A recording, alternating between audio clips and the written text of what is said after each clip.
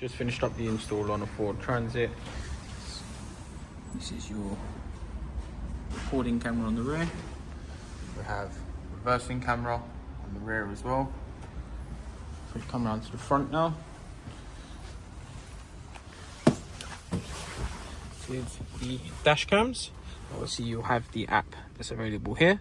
Obviously we can do real-time video, which will show you front and rear view just down here. So that's your front, this will be your rear.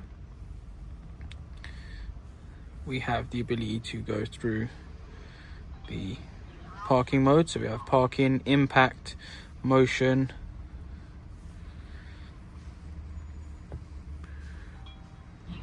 We go through recorded videos, shows you current time, dates and everything that'll be on here.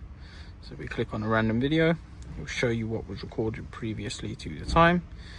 We can click on the rear to watch the rear view, and we can also download if needs be by pressing the download button there.